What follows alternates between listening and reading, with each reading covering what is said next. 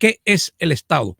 La palabra Estado, obviamente, en nuestra cultura, pues se sospecha, ¿no? Se debe sospechar que viene del latín status, del latín status.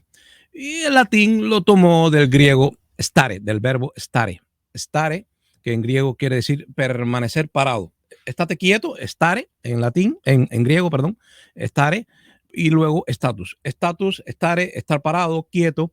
¿Por qué? Porque permanece en el tiempo el Estado, no el gobierno, el cual se supone que debe ser periódicamente pues elegido por la ciudadanía de una república, incluso por los súbditos de una monarquía. Cuando es constitucional, tienen bastante participación, aunque el jefe sigue siendo el jefe del Estado, el rey, perdón, el rey sigue siendo el jefe del Estado, pero la gente participa. Lo que pasa con el Estado es que supuestamente debe estar en todos los casos, aunque hubo tiempos en que el Estado no existió. Al principio de nuestras comunidades, de nuestras asociaciones, debido a la violencia, porque teníamos miedo de otros hombres, teníamos miedo de otras tribus, pues nos agrupamos y también teníamos la percepción de que juntos nos iba mejor y era real. Cada uno se especializaba en lo suyo y compartíamos en el centro del pueblo, en la feria, ahí en el mercadito, compartíamos los bienes y los servicios. Por eso que habían servicios desde la antigüedad que no eran precisamente artesanales ni que eran productores de alimentos, eran servicios. Estaban los médicos, no considero los sacerdotes servicios, porque los sacerdotes eran más bien la élite que domina el Estado, aunque fuera muy pequeño, el de una tribu. Es también, por eso que se dice también que el oficio más antiguo que existe es la prostitución, porque las prostitutas eran mujeres, casi siempre mujeres, ¿no? Que ofrecían, aunque hubo hombres prostitutos, casi siempre eran mujeres que ofrecían un servicio, no un producto artesanal, un servicio. Si fue censurado o no por el brujo de la tribu, por los sacerdotes, es otra cuestión, pero sí, desde el principio, pues notábamos que en la ciudad se vivía mejor que en el campo. Y por eso nos asociamos. Y la primera, porque hubo sociedades sin Estado, pero las primeras asociaciones que terminaron en Estado son obviamente en las ciudades con las murallas, donde se decía que vivíamos protegidos del enemigo exterior, ¿no? Por eso, desde el principio, el Estado considera que gran parte de su justificación está en tener una muralla, en tener un muro. Y por eso Donald Trump le dio tanta importancia al muro, a la frontera, porque la frontera frente al enemigo exterior es la que consolida, la que justifica el Estado, que después de todo es un estado de represión. ¿Todo Estado es una dictadura? Sí. Lo que tenemos que tratar nosotros, con todo el corazón y la razón, es tratar de que esa dictadura sea lo menos dañina posible. Pues le decía que el Estado, después de haber sido cosa de las ciudades antiguas, estados, terminó siendo, se expandió, y sobre todo con las guerras, porque con la guerra descubrimos que las murallas no eran invencibles y que se podían derrotar, y eso se notó mucho cuando llega la pólvora, el cañón, que no tenía sentido, que el muro no protegía tanto. Y entonces, pues, el territorio de los vencedores se expandió y terminó llegando, estoy acelerando mucho, llegando al Estado moderno, que no es de una ciudad, sino de un territorio más grande, geográficamente hablando. El Estado obviamente necesita que todos obedezcan. El Estado es el orden, se puede decir que es el orden, y se puede decir también que hay diferentes interpretaciones del Estado, que no es gobierno, porque se supone que el gobierno sea transitorio. El gobierno es cuando el soberano, pues obviamente escoge representantes. Pero el Estado son las instituciones que permanecen en el tiempo, quiero decir, las instituciones burocráticamente organizadas para permanecer en el tiempo y darle cierta estabilidad en el caso del modo liberal a los contratos sociales, y en el caso de cuando una sociedad es teocrática y cree que hay una divinidad justificando al rey, pues en ese caso no es el contrato social, sino el origen divino del Estado. Los reyes que tienen un sacerdote que le echa aceite en la frente y que dice: este rey manda sobre el resto de sus prójimos en plural, porque Dios lo quiso así. El rey está consagrado, tiene origen divino ese estado monárquico. También en el comunismo tenemos el origen divino de los partidos comunistas, porque el Partido Comunista, pero no inspirado en profetas y sacerdotes, no con esa legitimidad que viene de la religión, sino con la legitimidad que viene de la filosofía, que es después de todo, en la medida que se hace sofisticada nuestra convivencia social, pues quedan desplazados a un lado los sacerdotes y son suplantados por los filósofos. Y los filósofos del marxismo sobre todo, aunque los fascistas también tienen su culpa y los nazis, pero los filósofos que tienen que continúan la herencia de Carlos Marx dicen de que hay una clase de hombres dentro de la ciudad, dentro del territorio político del país.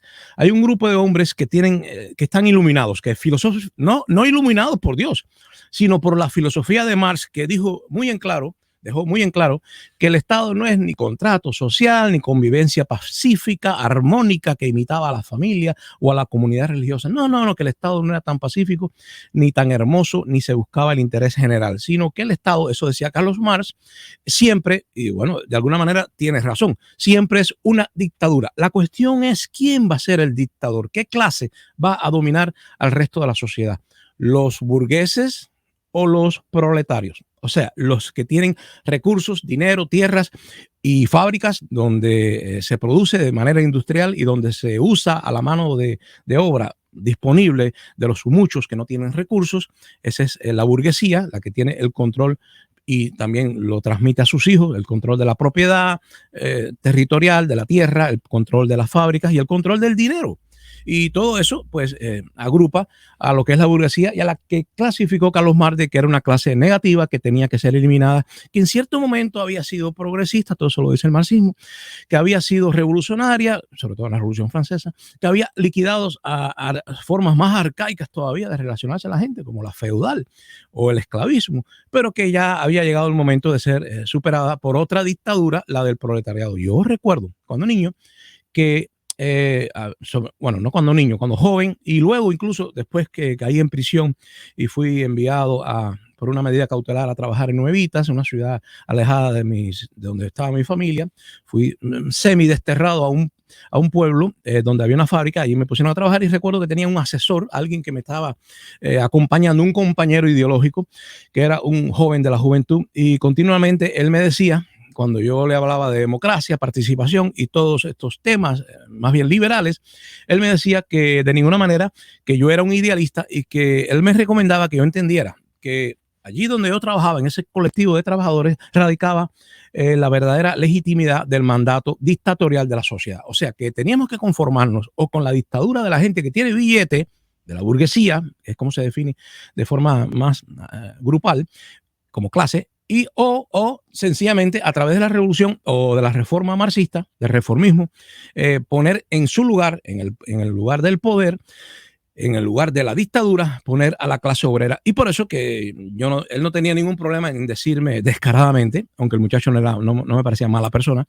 pero me decía de manera muy cruda que nosotros en Cuba, los que estábamos en camino del comunismo, y mientras tanto habíamos confiado a los obreros la dictadura de ese Estado. Lo que pasa es que yo, aunque lo entendía claramente, y ya les digo, él personalmente no me caía mal, no me disgustaba su asesoramiento que le puso el gobierno, hubiera sido peor con otra persona, pero él, yo siempre sentí que él estaba muy desconectado de la realidad, porque en la misma fábrica donde yo trabajaba, quienes dirigían la producción y quienes disponían de los recursos, quienes administraban el tiempo que se iba a trabajar, y quien controlaba los beneficios, si se puede decir que haya beneficios contables en el comunismo, pues yo veía que era el Partido Comunista. En ese trabajo, en esa industria, en la fábrica de cemento específicamente, 26 de julio creo que se llama, pues quienes mandaban no eran ni los sindicalistas ni los obreros, no había colectivos obreros decidiendo nada,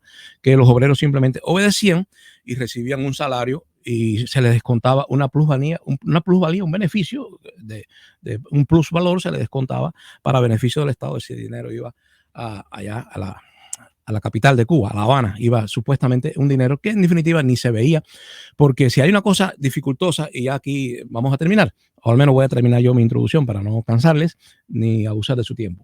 Creo que el Estado, mientras más grande es su tamaño, se le asocia más con el socialismo. Esto es inevitable porque la gran excusa del Estado para expropiar tiempo, dinero, casas, expropiarlo todo en algunas sociedades de forma más radical, en otras de forma más moderada y civilizada, pero siempre el Estado confisca, aún en los Estados Unidos, el Estado confisca recursos y derechos de la gente y de las autonomías, quiero decir, del municipio, del espacio local. El Estado pues necesita para crecer, obviamente, quitar.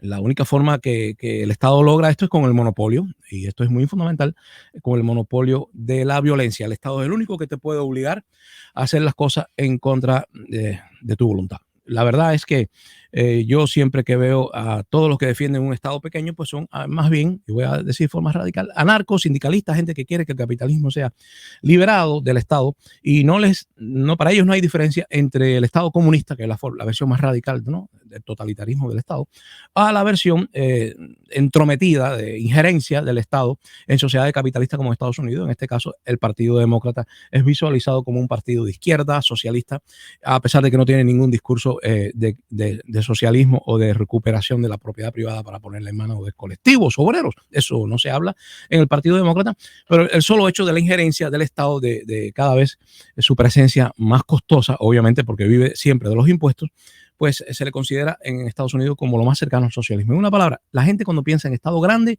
y con mucha presencia, pues piensa siempre en el socialismo. Y cuando ven que el Estado es muy pequeñito y que solo regula, pues piensan en el capitalismo en su versión más anarquista. El Estado, repito, viene del latín status, se permanece, dura en el tiempo, las instituciones burocráticas duran mucho en el tiempo. Y en el caso ya particular de Cuba, el Estado pues no tiene suficientes recursos y cada vez necesita pues hacer mayor injerencia en la sociedad, y esto es un conflicto y una fuente de discordia entre los cubanos, porque a menudo ha confiscado, ha expropiado a una minoría para complacer a una mayoría, sobre todo en los tiempos de Fidel Castro, y tras la caída del muro de Berlín no le quedó más remedio que renunciar a la protección paternal de toda la sociedad. No les queda más remedio que abandonar el totalitarismo, y se sienten muy tentados cada vez más a hacer un régimen autoritario que cobra impuestos. O sea, un régimen autoritario que cobra impuestos ya de forma cada vez más visible. Esto solo beneficia a un grupo de personas conectadas al aparato del gobierno, no del Estado, del gobierno. Y ya voy a compartir con ustedes, porque este tema puede ser, si ustedes lo aprovechan, muy fructífero para entender que el Estado, pues, no, sin llegar a la expresión más radical de Carlos Marx, de que era una dictadura. Él era un desencantado, no creía en la burguesía y creía que todo eran discursos bonitos, demócratas, que no se cumplían en la realidad. Y él decía que, pues, para que haya dictadura de la gente del dinero, mejor que haya dictadura de los trabajadores. Eso es una cosa, y otra cosa es la realidad del mundo socialista, que nosotros lo que vimos fue que fue un capitalismo de Estado, lo que hubo en la Unión Soviética, incluso en Cuba, donde se confiscó hasta la más pequeña propiedad privada fue confiscada para poder repartir algo que nunca alcanzaba, porque no había manera de contabilizar los beneficios, los costos. Eso el Estado nunca lo ve. El Estado solamente, por razón política, escucha muchas veces a lo más ruidoso, a lo que más llama la atención, y por razón política toma decisiones económicas a costa de las personas más decentes, más tímidas, y en una palabra, siempre se abusa del ciudadano que se porta mejor para complacer al más ruidoso. Y eso es posible que ocurra en Cuba, y entonces queden desamparados niños y ancianos.